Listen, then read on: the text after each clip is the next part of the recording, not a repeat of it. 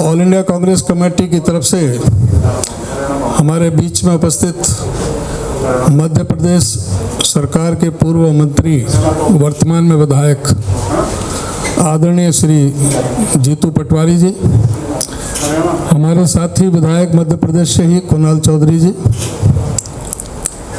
विजय रैना जी, मेरे प्रेस के सभी सम्मानित साथियों, आज के इस विशेष प्रेस कॉन्फ्रेंस में आप सबका हार्दिक स्वागत करता हूं। आज के इस प्रेस कॉन्फ्रेंस में हमें आदरणीय जीतू पटवारी जी प्रेस को संबोधित करेंगे।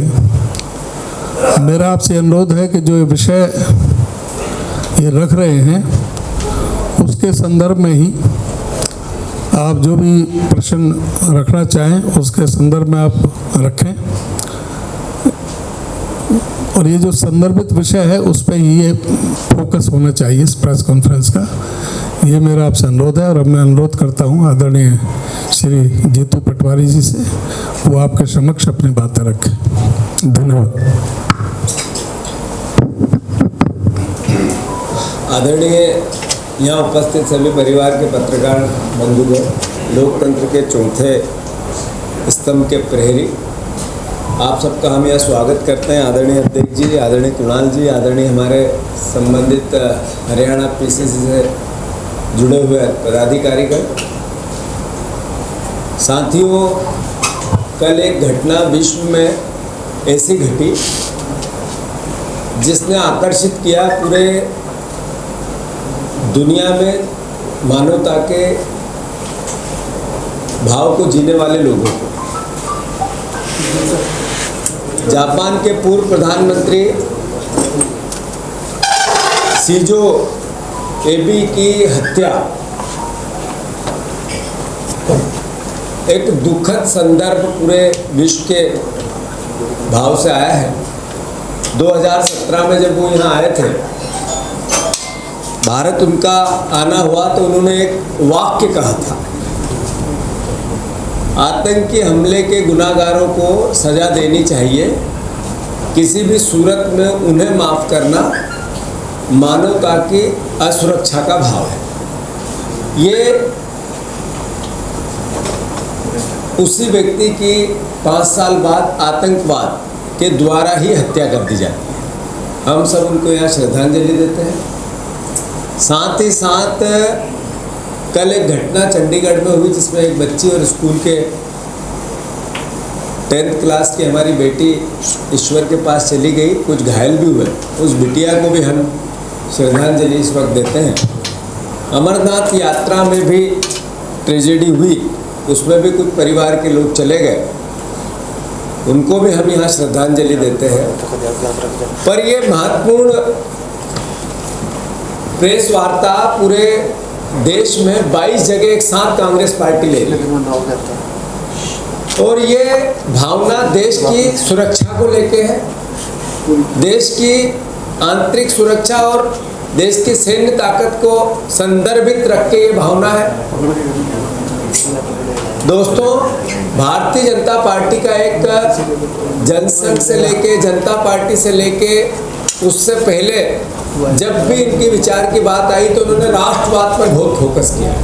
राष्ट्रवाद, हम राष्ट्रवादी लोग हैं, कोई बात हो तो राष्ट्रवाद को लेके एग्रेसिव तरीके से अलग अलग नेता अपने बयान भी देते हैं, और कई हिंसात्मक घटना भी राष्ट्रवाद के नाम पे ये अलग अलग संदर्भ में कर चुके हैं देश भर में। भारतीय राष्ट्रीय कांग्रेस ने भारतीय जनता पार्टी का एक चेहरा देश के सामने रखने की कोशिश की है, आपके सामने, मीडिया के सामने रखने की कोशिश की है, और उस संदर्भ में देश विचार करे।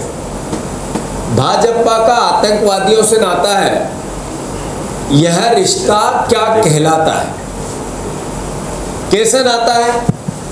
2014 में नरेंद्र मोदी जी को संभावनाओं से, आशाओं से, एक नए भारत की परिकल्पना में देश के लोगों ने, खासकर युवाओं ने सहयोग किया और अद्भुत किया, अकल्पनीय किया। आशा थी देश को कि नरेंद्र मोदी जी ने जब जो बातें कही वो राष्ट्रवाद की भावना से परिपूर्ण थी और साथ ही साथ उन्होंने देश की सैन्य ताकत को विश्व स्तर पर बढ़ाने की बातें भी कही। सुरक्षित देश, सुरक्षित हाथों में रहेगा देश, ये नारा भी दी। पर समय जैसे जैसे बीतता गया, आप देखो भारतीय जनता पार्टी का खोखला राष्ट्रवाद का चेहरा बेनकाब होता गया। पिछले एक सप्ताह से 2 घटनाएं घटी जिससे भारतीय जनता पार्टी का चाल, चरित्र और चेहरा बेनकाब हुआ। उदयपुर हत्याकांड का आरोपी, हत्यारा भारतीय जनता पार्टी का पदाधिकारी निकला। बाद में जम्मू कश्मीर में पकड़े गए लश्कर-ए-तोयबा का एक आतंकवादी भारतीय जनता पार्टी का फिर पदाधिकारी निकला। वो आतंकवादी जो लश्कर-ए-तोयबा के लिए काम करता था, उसका गृह मंत्री के साथ फोटो निकला। तो एक तरफ अगर कोई आतंकवादी गृह मंत्री के साथ अपना फोटो खिंचवा ले, ये आंतरिक सुरक्षा या इंटेलिजेंस के नाम पर ये सरकार जीरो है, फेल है। और अगर याद है कि आतंकवादी और फिर खिंचवा ले तो और बड़ा अपराध है। जिस तरीके से जब गृह मंत्री के पास आतंकवादी खड़ा हो जाए तो फिर देश का क्या होगा, आंतरिक सुरक्षा का क्या होगा, ये सवाल आज देश के सामने है या नहीं।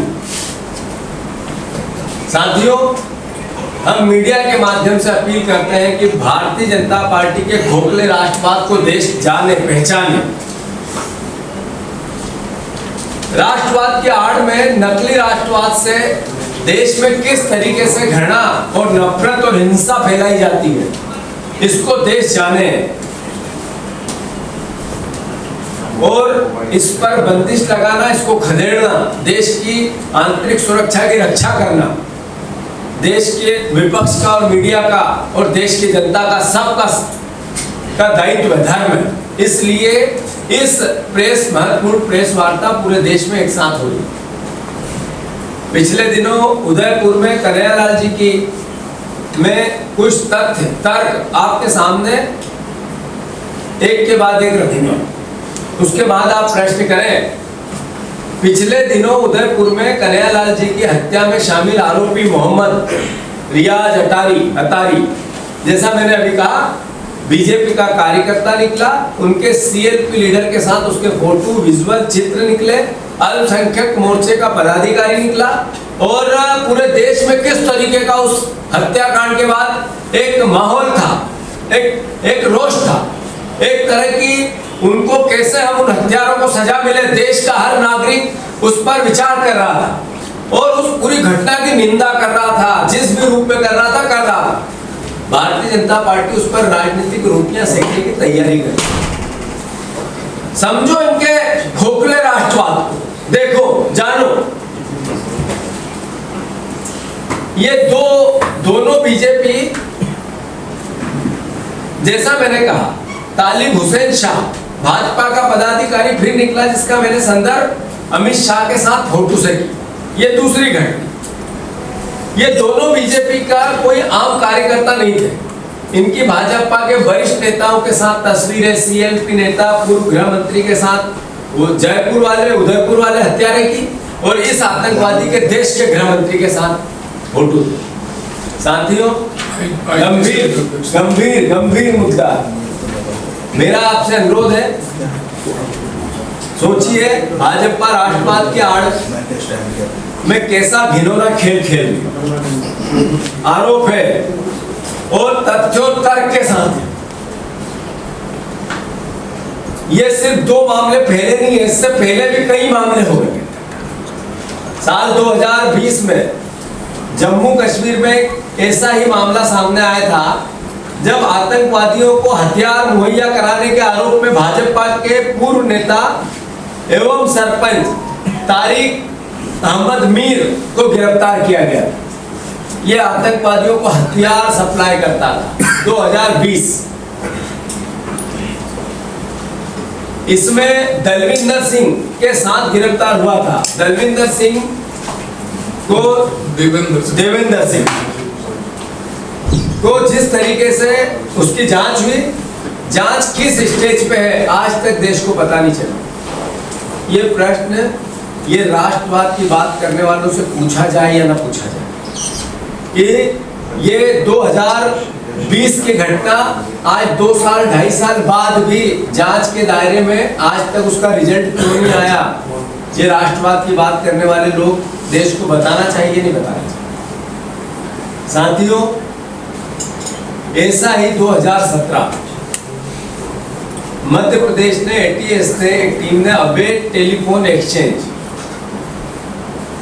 का पर्दाफाश किया था, जिसमें आईएसआई के 11 संदिग्धों को गिरफ्तार किया गया था। मध्य प्रदेश, मेरे राज्य की बात। एक बीजेपी का आईटी सेल का पदाधिकारी निकला, उसका नाम था ध्रुव सक्सेना,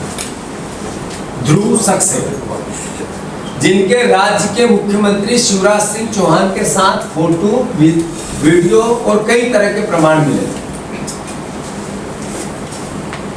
भारतीय जनता पार्टी का आतंकवाद से क्या नाता है, ये सवाल है देश के सामने। दरअसल 2016 में आरएस पुरा एक और घटना, आईएसआई ने 2 एजेंट गिरफ्तार किए जो पाकिस्तान, उनके आकाओं की रणनीति की, पाकिस्तान को यहाँ की जानकारी पाकिस्तानियों को देते थे, आईएसआई के एजेंटों को देते थे। उसमें एक आदमी जबलपुर का था,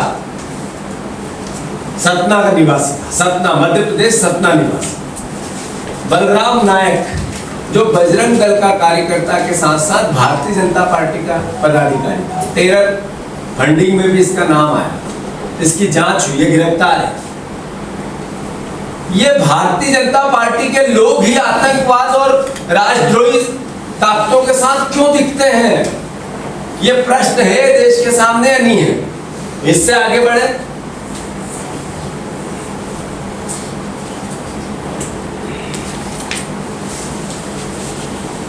बलराम के, जैसा मैंने कहा, टेरर फंडिंग और जासूसी में इसका नाम आया। इसके जरिए जो लोग जानकारियां एकत्रित करते थे, उनको तनख्वाहें मिलती थी, पैसा मिलता था, उसकी सारी रिपोर्ट आई और ये मामला भी पूरे देश ने देखा है। साथियों, 2017 आसाम में भाजपा का नेता निरंजन होजाई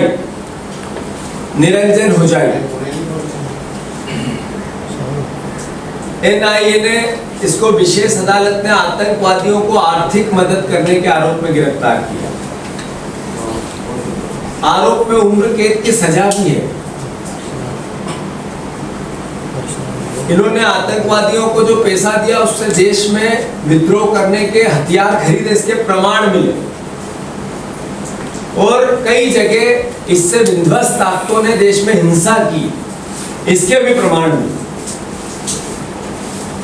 इतना ही नहीं, बीजेपी के सत्ता में अपराध सिद्ध आतंकवादी को टिकट दे दिया। जो आतंकवादी था उसको टिकट भारतीय जनता पार्टी ने दे दिया। भारतीय जनता पार्टी ने मसूद अजहर के शागिर्द मोहम्मद फारूक खान को स्थानीय श्रीनगर के चुनाव में वार्ड नंबर 33 से टिकट दिया था। आतंकवाद से भारतीय जनता पार्टी का क्या नाता है? अजहर मसूद अजहर, बीजेपी सरकार ने इसको छोड़ा था, आप लोगों को ध्यान होगा। यशवंत सिंह जब विदेश मंत्री थे, तब खुद जहाज में कंधार छोड़ के आए थे, याद होगा, देश को याद है। कई जगह छोड़ने के बाद, ये 99 की घटना है, 24 दिसंबर की, उसके बाद कई जगह इस अजहर मसूद ने, इसके 3 साथियों ने देश में आतंकवादी घटनाएं की, जिसमें संसद पर हमला, जिसमें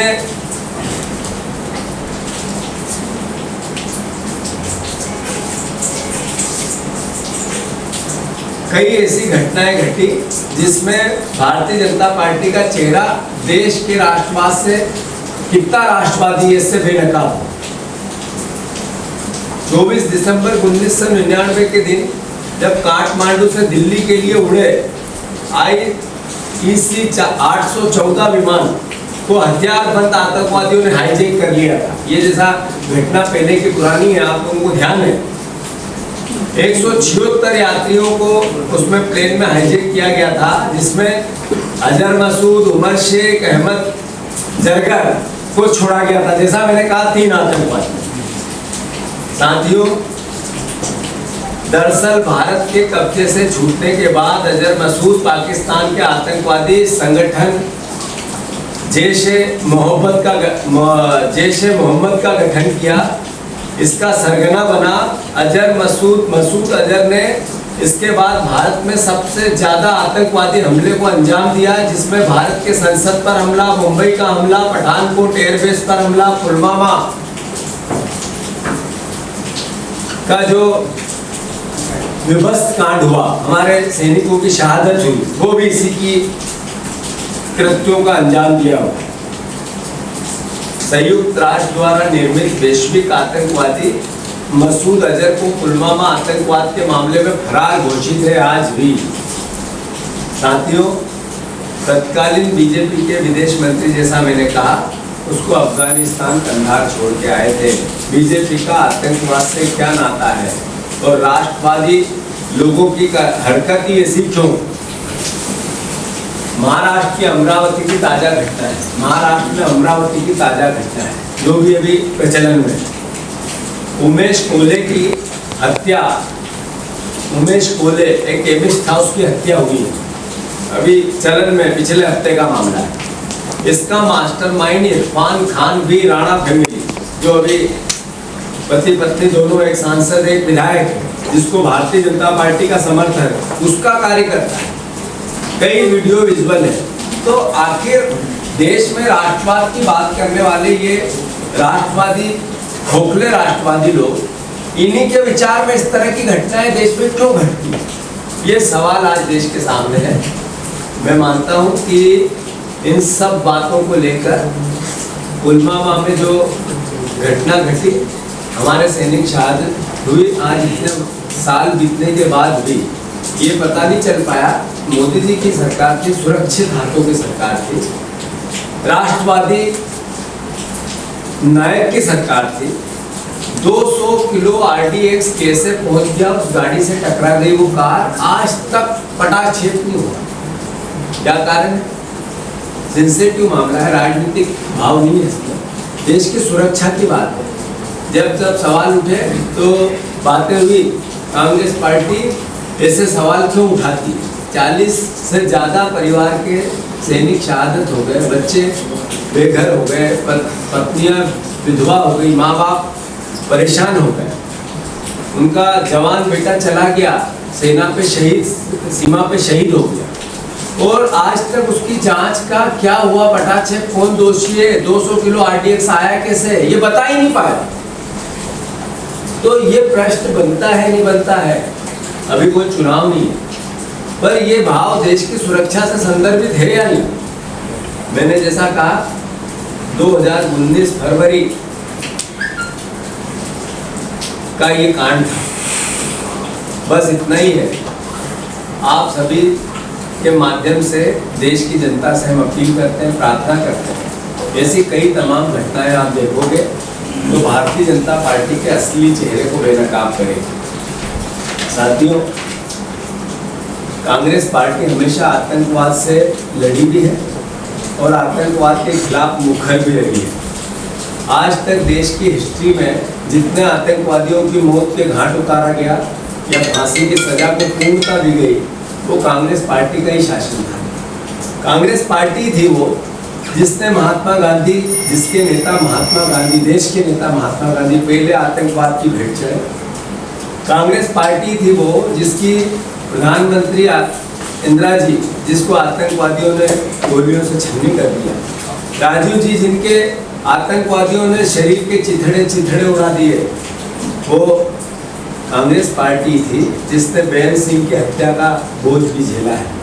ये कांग्रेस पार्टी थी जिसने छत्तीसगढ़ में कई ऐसी हिंसक घटनाओं में अपने नेताओं को खोया है, और भी सैकड़ों ऐसी घटनाएं हैं जिसमें कांग्रेस पार्टी ने हमेशा देश के लिए शहादत दी और आतंकवाद के खिलाफ खड़ी हुई, देशभक्ति की बात की और देशभक्ति को परिपूर्ण किया। अंतर को समझे देश, ये खोखले राष्ट्रवादियों में और कांग्रेस पार्टी की देशभक्ति में कितना अंतर है। आज 10 साल मनमोहन सिंह प्रधानमंत्री रहे, यही चंडीगढ़, हरियाणा, पंजाब उनका अपना एक आस्था का या एक आत्मा का केंद्र था। उनका जन्म हुआ पाकिस्तान में, पर 10 साल तक वो पाकिस्तान में रहे। मनमोहन सिंह जी जब तक प्रधानमंत्री रहे, उन्होंने कहा टेरर, आतंक और टॉप एक साथ ही हो सकते। हमारे देश के आज के प्रधानमंत्री बिना कहे कई बार ऐसे उदाहरण उन्हें पेश किए, बताने की आवश्यकता नहीं। साथियों, राष्ट्रवाद और राष्ट्रभक्ति का भाव देश जाने, मैं इतना ही कहना चाहता हूं कि जैसा मैंने अभी पहले कहा कि इतिहास बीजेपी का, जनता पार्टी का, जनसंघ का, इससे आगे भी इनके विचार का अंग्रेजों की मुखबरी का रहा। देश की आज़ादी से इन लोगों को कोई वास्ता नहीं रहा। राष्ट्रीय ध्वज के प्रति भी इनकी आस्था कितनी है ये जग जाहिर है, बताने की आवश्यकता नहीं। आजादी के योगदान में इनका हिस्सा नगण्य है, और राष्ट्रवाद की बात करने वाले लोगों ने भारत छोड़ो आंदोलन से लेकर आजादी के आंदोलन में भी कभी योगदान नहीं दिया। बस इतना ही है, राष्ट्रवाद है या ये राष्ट्रद्रोह है। इतनी पूरी घटनाएं, ये राष्ट्रवाद था या राष्ट्रद्रोह था, और इतने सारे व्यक्ति सिर्फ भारतीय जनता पार्टी के ही क्यों हैं, ये विचार आज देश के सामने है। अनुरोध करता हूँ कि ऐसी शक्तियाँ जो भारत को कमजोर करना चाहती हैं, ऐसे लोग जो हिंसा करके आतंक फैलाना चाहते हैं, कांग्रेस पार्टी और पूरा देश उनके खिलाफ खड़ा हो। हम देश को एकजुट करें, राजनीतिक लाभ के लिए षड्यंत्रों को पहचानें, और कांग्रेस पार्टी का जो मूल विचार है सर्वधर्म समभाव का, प्यार का, मोहब्बत का, भगवान राम का जो मूल विचार है, उन्होंने मर्यादा सिखाई हर पद की, हर धर्म की, बेटा कैसा हो, राजा कैसा हो, पति कैसा हो, कैसा भाई हो, भगवान कृष्ण की जिन्होंने प्रेम की बात की, महावीर की जिन्होंने त्याग, तपस्या, अहिंसा, जियो और जीने दो का सिद्धांत दिया, गौतम बुद्ध, वो देश जिसने विश्व को एक रास्ता दिया अहिंसा का, महात्मा गांधी ने, हम सब उसको आत्मसात करें। आज देश को आवश्यकता है। मैं मानता हूं भारतीय जनता पार्टी के खोखले राष्ट्रवाद को देश जाने, राजभक्ति कितनी और राजनीति के लिए राष्ट्रवाद कितना है ये देश पहचाने। धन्यवाद। कोई सवाल? जीतू जी, आप कह रहे हैं कि बीजेपी या जनसंघ का इतिहास ये रहा है कि मतलब देश के खिलाफ मुखबरी करी है और राष्ट्रीय ध्वज से इनका प्यार नहीं है। आप ये देखो कि इनकी मातृ संस्था कौन है, जो उनका बीजेपी किस संस्था के को आत्मसात करके आगे चलती है? क्यों नहीं उनके राष्ट्रीय कार्यालय पे इतने साल तक राष्ट्रीय ध्वज लगा? जब इस देश में कोर्ट के माध्यम से, संविधान के माध्यम से अपने घर पे कोई भी ध्वज लगा सकता है, लगाना चाहिए, सम्मान कर सकता है, कार्यालय पे इतने साल क्यों नहीं लगा? जब राष्ट्रभक्ति थे तो राष्ट्रध्वज से प्यार क्यों नहीं? सवाल है, निर्णय आपको और देश की जनता को है। दूसरी तरफ वो तिरंगा यात्रा भी निकालते हैं हर घर पर तिरंगा। आजादी के अमृत महोत्सव के 75 साल पूरे होने पर देश भर में भारतीय जनता पार्टी की राज्यों में सरकार है, हर घर यात्रा निकाली जा रही है। जैसा मैंने कहा, राष्ट्रवादी है वो लोग, ये बोलते हैं, पर घटनाएं क्या घटी मैंने आपको संदर्भ सही बताई, लिख के भी दूंगा। अगर एक भी घटना गलत हो, हम बोलने के लिए राष्ट्रवादी, और हमारे कृत्य, हमारी पार्टी के नेताओं के कृत्य, हमारी पार्टी में आतंकवादी क्यों फैले बड़े हैं, ऐसे ही तिरंगा का यात्रा हर भारतीय का धर्म है कि वो तिरंगा का सम्मान करे, अपने घर पे लगाए, यात्राएं निकाले। तिरंगा एक प्रतीक है इस बात का कि हम इस देश से, इस माटी से, इस मिट्टी से प्यार करते हैं, इसके लिए जान दे सकते हैं। लाखों लाख लोगों ने दी भी है, लाखों लाख देंगे भी, तो उसके लिए साधुवाद। पर दूसरा पक्ष क्या है? दूसरा पक्ष तथ्यों से हमने बताया है, तर्कों से बताया है। कोई इसमें गलती हो तो आप सवाल करो, ये गलत है आपका। मैंने नाम समेत बताया, बीजेपी का कौन कार्यकर्ता किसके साथ है, किसके फोटो है, किसके विजुअल है। तो ऐसा कैसा राष्ट्रवाद? और बीजेपी के लोग ऐसे क्यों? सवाल तो है। तो सर, अब ये करें कि राष्ट्रवाद है, गलत है, शिवराजन नेशनलिज्म है, तो एक तरह से फाल्स है। तो हमने कहा आपके माध्यम से देश की जनता, तो मतलब इस लिहाज से कोई एजेंडा, मतलब क्या देखते हैं, क्या एजेंडा होगा? भारतीय जनता पार्टी का एक मात्र एजेंडा है, हम राज करें परफॉर्मेंस से, डिलीवरी से। देश की आज़ादी से पहले से आज तक एक विचार, नफरत बांटो, घृणा फैलाओ और सत्ता पे बैठो। ये देश का संविधान है, सबका है। देश के संविधान में सर्वधर्म समभाव है। हमारे प्राचीन काल से हमारी आस्थाओं का केंद्र है, धार्मिक आस्थाओं का भी केंद्र है। प्यार, मोहब्बत, मानवता, प्रेम, त्याग, उसको दरकिनार करके नफरत, घृणा और कैसे वोट मिले, इसके एजेंडा है। तो ये राष्ट्रवाद के नाम पे घृणा फैला के, आतंक फैला के वोट लेना और अल्टीमेटली सत्ता में बैठना, तो यही तो हम देश को आपके माध्यम से बताना चाहते हैं। समझे देश, ये सच है तो क्रिटिसिज्म करें हमें, और सही है तो इनको पहचाने। तो सर, फिर आपकी पार्टी समझा क्यों नहीं पा रही है? ये समझाने के लिए तो आया। 2 बार आगे भी आप देखो, अभी जो राज्यसभा के चुनाव हुए या फिर मान लिया तमाम राज्यों में जो चुनाव आते हैं, कहाँ फैसला है? चुनाव आते हैं, तो क्या दिक्कत है फिर? जो भी चुनाव, समझाने में दिक्कत है या फिर आप कुछ कमी आपके अंदर की पार्टी की है? जो भी चुनाव आते हैं, चुनाव एक पार्टियों के माध्यम से देश की सेवा का भाव हो सकता है। देश की जनता को, राज्यों की जनता को ये अधिकार है, किसको चुने और किसको नहीं चुने, यही लोकतंत्र है। पर ये जो भावना है, ये चुनाव से ऊपर की, ये देशभक्ति, ये एक आत्मा का विषय है, भारतीय जनता पार्टी के विचार का विषय है। ये विचार जो देश को बांटता है, राष्ट्रवाद, जो खोखला राष्ट्रवाद है, उसको समझाने का विषय है। चुनाव कई लोग जीते हैं, कई हारे हैं, कई जीतेंगे, कई हारेंगे, पार्टियां आएगी जाएगी, पर देश यही रहेगा। हम भी आज हैं, एक दिन शायद नहीं रहेंगे, पर भारत माता रहेगी। तो ये विचार उसका है, इसमें राजनीतिक फूट नहीं है। इस भारतीय जनता पार्टी के उस विचार को देश के सामने लाने की आवश्यकता है, जो आज देश को बांटने की कोशिश कर रहा है। इसलिए कांग्रेस पार्टी ने इस महत्वपूर्ण प्रेस कॉन्फ्रेंस के माध्यम से देश को समझाने की कोशिश की। धन्यवाद।